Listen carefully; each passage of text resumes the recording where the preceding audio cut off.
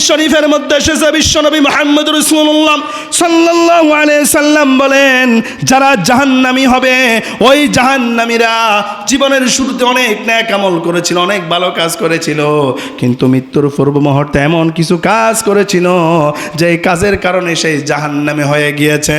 সেই মৃত্যুর পূর্ব মুহূর্তে নামাজ পড়ে নাই, সেই মৃত্যুর পূর্ব মুহূর্তে মানুষের সাথে ভালো কোনো আচরণ করে নাই, মৃত্যুর পূর্ব মুহূর্তে সে খারাপ কাজ করেছিল, সে নেশাগ্রস্ত হয়ে গিয়েছিল। ওই মুহূর্তে যদি সেই মৃত্যুবরণ করে, বিশ্বনবী সাল্লাল্লাহু আলাইহি সাল্লাম বলেন আল্লাহ তাআলা তার এই কর্মের কারণে তাকে জাহান্নামের মধ্যে নিক্ষেপ করবে। জোরে বলুন নাউজুবিল্লাহ। আবার হাদিসের শেষাংশে এসেছে রাসূল সাল্লাল্লাহু আলাইহি সাল্লাম বলেন, যেই ব্যক্তি জান্নাতি হবে ওই ব্যক্তি জীবনের শুরু থেকেই অনেক বেশি খারাপ কাজ করেছিল, অনেক বেশি মন্দ কাজ করেছিল, মানুষের সাথে সুসম্পর্ক ছিল না, নামাজ পড়ে নাই, নেশা করেছে, অনেক মানুষকে কষ্ট দিয়েছে, কিন্তু এমন সময় আল্লাহ তাআলা তাকে হেদায়েত দিয়ে দিল, সে ভালো হয়ে গেল, প্রতিবেশীর সাথে সুন্দর আচরণ করা শুরু করে দিল, নামাজে এক ওয়াক্ত ছাড়ে নাই, আল্লাহকে বলে নাই, দুনিয়ার মোহ ছেড়ে দিয়েছে, দুনিয়ার লোভ লালসা ছেড়ে দিয়েছে, নামাজ আর ভালো কাজ ছাড়ে সে এখন কিছুই বোঝে না। নামাজ পড়ে, 5 ওয়াক্ত নামাজ পড়ে, ভালো কাজ করে, রোজা রাখে, মানুষদেরকে নামাজের প্রতি আহ্বান করে। বিশ্বনবী বলেন ওই মুহূর্তেই যদি তার মৃত্যু হয়ে যায়, আমার আল্লাহ তাআলা তার অতীতের গুনাহগুলো মোচন করে দিয়ে এই মৃত্যুর পূর্ব মুহূর্তের কর্মের কারণে তাকে জান্নাত ঘোষণা করে দিবে। সুবহানাল্লাহ। এজন্য এই হাদিস শরীফ প্রমাণ, জান্নাতে যাবে কে জাহান্নামে যাবে কে জানে একজন, তিনি কে? আপনি কি জান্নাতে যাবেন না জাহান্নামে যাবেন আপনি জানেন না, আমি জান্নাতে যাব কি জাহান্নামে যাব এটা আমি জানি না, জানে একজন, তিনি কে? আমরা নামাজ কলমা পড়ি না, জান্নাত আর জাহান্নামের টেনশনে বাঁচি না, কিসের আর নামাজ আর কলমা, কথা বলেন। এজন্য নামাজ পড়বা আল্লাহ সন্তুষ্টর জন্য। জাহান্নাম যিনি সৃষ্টি করেছেন তিনি কে? আবার জান্নাত যিনি বানিয়েছেন তিনি কে? আল্লাহকে আমাকে জান্নাতে দিবে না জাহান্নামে দিবে, এটা আল্লাহর ফয়সালা, এটা আল্লাহর সিদ্ধান্ত। আমার ফয়সালা হচ্ছে আমাকে নামাজ কায়েম করার জন্য বলেছে, নামাজ আদায় করার জন্য বলেছে, আমাকে সেটাই করতে হবে। আল্লাহ তাআলা বলেছেন লা তুশরিক বিল্লাহ, শিরক করবা না, আল্লাহর সাথে কাউকে অংশীদারিত্ব করা যাবে না। আওয়াজ করে বলুন ঠিক কি না? আল্লাহর সাথে কাউকে অংশীদারিত্ব করা যাবে না। আর সবসময় যা চাইবেন কার কাছে চাইবেন? কার কাছে? না বাবার কাছে চাইবেন? দয়াল বাবারে দয়া করো আমারে, জোরে বলুন নাউজুবিল্লাহ। বলতে হবে দয়াল আল্লাহ রে দয়া করো আমারে। সব সময় কার কাছে চাইবেন? কার কাছে চাইবেন? কোনো পাপ কাজ করা যাবে না। কি করা যাবে না? হারাম কাজ করা যাবে না, পাপ কাজ করা যাবে না। ফের হাজিরিন, যেটা বলছিলাম, তাহলে যত রকমের অশ্লীল কর্মকাজ আছে, শরীয়ত বিরোধী যত কাজ আছে, কোরআন হাদিস বিরোধী যত কাজ আছে, সেই কাজগুলো মুসলমানদের জন্য হারাম করেছেন যিনি, তিনি কে? তিনি কে? আপনাদের সমাজে কি বাজি ফুটানো হয়? আমি তো এখনো দেখি না, নতুন আসছি। বাজি ফুটানো হয়? তাহলে আপনারা কি করবেন? আপনারা মুরব্বী, আপনাদের সন্তান যারা ফুটাবে, এখানে 30 বছর 40 বছরের উপরে যারা, তারা কেউ ফুটাবে না। ফুটাবে কে? বাচ্চারা, 10 বছর 15 বছর 20 বছর 25 বছর এই ধরনের বাচ্চারা ফুটাবে। তাহলে এই সন্তানগুলা কার? আপনাদের না? তো কথা বলেন, সন্তানগুলা কার? কথা বলেন, সন্তানগুলা কার? এই বাইগুলা কার? তাহলে আজকে থেকে এদেরকে বোঝানোর দরকার আছে না নাই? বাজি ফুটানো যাবে না। কি করা যাবে না? বাজি ফুটানো যাবে না। এটাকে আল্লাহ তাআলা হারাম করেছেন, নিষেধ করেছেন। কি করেছেন? নিষেধ করেছেন।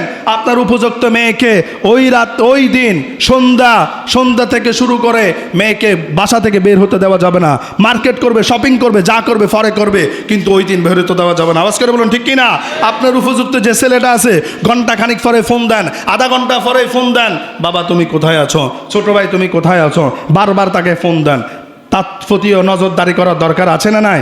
আপনি সমাজের মান্যগণ্য লোক, সমাজের আপনি নেতৃবৃন্দ, আপনার কথা মানুষ শোনে, মানুষ আপনাকে স্নেহ করে, আপনাকে সম্মান করে, কিন্তু আপনার ছোট ভাই যদি জিনার কাজে লিপ্ত হয়ে যায়, আপনার মেয়ে যদি জিনার কাজে লিপ্ত হয়ে যায়, শুধু ওই মেয়ের মাথাটাই যাবে না, আপনারও সমাজের মধ্যে মাথা নিচু হয়ে যাবে। আওয়াজ করে বলুন ঠিক কি না? বলবে বিচার করতে আসে, ঘরেই তো বিচার নাই। কথা বলেন, ঘরেই বিচার নাই। যে ব্যক্তি তার মেয়েকে কন্ট্রোল করতে পারে না, নিজের ছেলেকে কন্ট্রোল করতে পারে না, ভাই বোনকে কন্ট্রোল করতে পারে না, সে আসছে আমাদেরকে কন্ট্রোল করতে। বলবে কি বলবে না? তার মানে দুনিয়াতে অসম্মান, পরকালে অসম্মান আছে না নাই? ফের হাজিরিন, এই বিষয়গুলো আমাদেরকে অবশ্যই কী করতে হবে? মাথায় রাখতে হবে।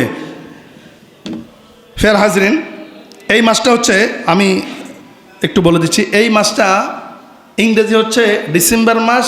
আজকে হচ্ছে 26 তারিখ। কত তারিখ? 26 তারিখ। তাহলে 31 তারিখ সেটা কী বার পড়তেছে? বুধবার। কী বার?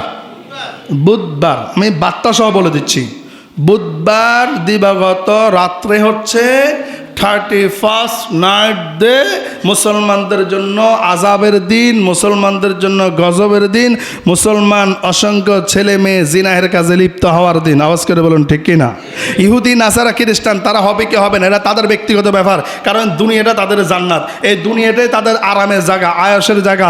মৃত্যুর সাথে সাথে তাদের জান্নাত বলতে আর কিচ্ছু নাই, আরাম বলতে আর কিচ্ছু নাই, আসে শুধু মায়ের আর মায়ের, আসে শুধু শাস্তি আর শাস্তি। আওয়াজ করে বলুন ঠিক কি না? ফের হাজিরিন, এর পাশাপাশি আরবি যে মাস চলতেছে, আরবি মাস হিসাবে এই মাসটার নাম কি বলেন বলেন? আর অনেকেই জানি না, এটা হচ্ছে রজব মাস। তাহলে রজব মাসের আজকে কয়দিন? 5 তারিখ। 5 তারিখ। এই রজব মাস এটা কার মাস? 12টা মাসের মধ্যে 12টা মাস যে গণনা, এই গণনা কার? আল্লাহ তাআলার গণনা। সপ্তাহে যে 7 দিন, এই 7 দিন কার গণনা? 365 দিনে অথবা 360 দিনে যে বছর, এটা কার গণনা? আল্লাহর গণনা হচ্ছে 360 দিন। কত দিন? 360 দিন। 65 দিন আর 5 দিন, এটা হচ্ছে ইংরেজি তারিখ হিসাবে। কি হিসাবে? ইংরেজি তারিখ হিসাবে। আপনি বাংলা মাস, আরবি মাস দেখেন, আপনি কোথাও পাবেন না 31 তারিখ। পাবেন? পাবেন না। কিন্তু ইংরেজিতে আছে না নাই? ফের হাজিরিন, আমি যেটা বোঝাতে চাচ্ছি, তাহলে মাস কার দেওয়া? দিন কার দেওয়া? গণনা কার দেওয়া? প্রশ্ন এসেছে সূর্য আর চন্দ্রকে আল্লাহ তাআলা কেন সৃষ্টি করেছেন? এখানে অনেকগুলা গবেষণা এসেছে, আর একটা অ্যান্সার এসেছে, আমার বান্দারা দিন মাস বছরের হিসাব করার জন্য আমি আল্লাহ তাআলা সূর্য আর চন্দ্রকে সৃষ্টি করে দিয়েছি। জোরে বলে সুবহানাল্লাহ। ফের হাজিরিন, তার মানে এই 12টি মাসের মধ্যে 4টা মাস হচ্ছে আল্লাহ তাআলার পছন্দের মাস। কয়টা মাস? 4টা মাস আল্লাহ তাআলার পছন্দের মাস। এই 4টা মাসের মধ্যে একটা মাস হচ্ছে রজব মাস। কোন মাস? রজব মাস। আর এই রজব মাস আসলেই রাসূলুল্লাহ সাল্লাল্লাহু আলাইহি সাল্লাম একটা দোয়া বেশি বেশি করে পড়তেন। সেই দোয়াটার নাম হচ্ছে সেই দোয়াটি হচ্ছে আল্লাহুম্মা বারিক লানা ফি রজব ওয়া শাবান ওয়া বাল্লিগনা রমাদান।